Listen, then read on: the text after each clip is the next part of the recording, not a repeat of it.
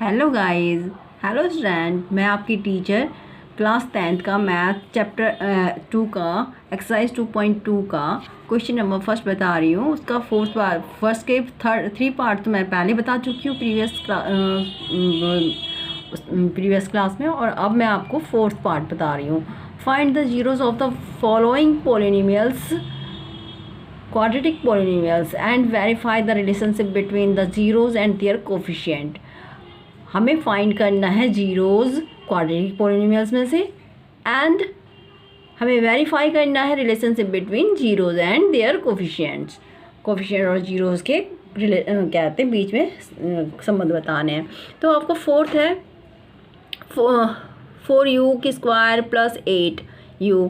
तो इसमें से आपको कॉमन निकालना है 4u कॉमन निकल जाएगा इसमें से, क्योंकि इसका ये पूरा क्वाड्रेटिक इसमें कांस्टेंट वैल्यू तो है ही नहीं, पूरी क्वाड्रेटिक इक्वेशन नहीं है, आप इतनी ही है। तो आप इसको क्या, इसमें क्या है आपका फर्स्ट टर्म है, मिडल टर्म है, मगर फाइनल टर्म नहीं है, यानी लास्ट टर्म नहीं है।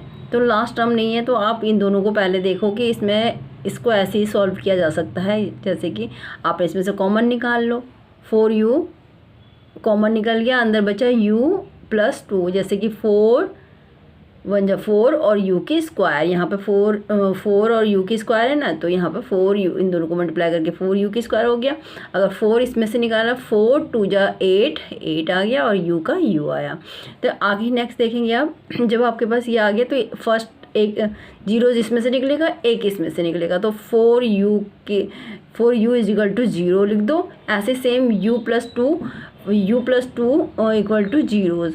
अब ये 2 जो है यहाँ पे माइनस में चला जाएगा, क्योंकि यहाँ पे प्लस में है, यहाँ पे u की वैल्यू आ गई -2। यहाँ पे 4 मल्टीप्लाई में है, यहाँ जाके डिवाइड में चला जाएगा। तो ऊपर 0 था, नीचे डिवाइड में 4 आ गया, तो इन दोनों को आपस में डिवाइड करेंगे तो 0 हो जाएगा। तो u की वैल्यू 0 हो गई, यहाँ पे -2 हो गई। तो हमें 100 जीरोज़ आर 0 एंड -2, 2 जीरोज़ निकल गई, 0 एंड -2। वेरीफाई करना है आपको, अल्फ़ा जो है हमारा 0 हो गया और बीटा जो है हमारा -2 हो गया। अब जो अल्फ़ा हमें पता है प्रोडक्ट और सम से हम वेरीफाई करते हैं। सम है हमारा alpha plus beta equal to -b/a, यानी b क्या है माइनस कोफिशिएंट ऑफ u, और a क्या है कोफिशिएंट ऑफ u की स्क्वायर। तो आप क्या करेंगे, अल्फ़ा हमारे पास क्या है 0 एंड बीटा -1, तो यहाँ लिखेंगे 0 -2 और प्लस का साइन बीच में लगेगा। इस तरह से ये लिखेंगे तो ये प्लस माइनस माइनस, यानी -2 आपका यहाँ पे सम आ गया है। और आप इधर देखेंगे यहाँ पे b है, b हमारे पास क्या है, b हमारा कितना है, b हमारे पास इक्वेशन उसमें चले जाओ क्वाड्रेटिक इक्वेशन में, b हमारे पास ये है 8, b आपका 8 है।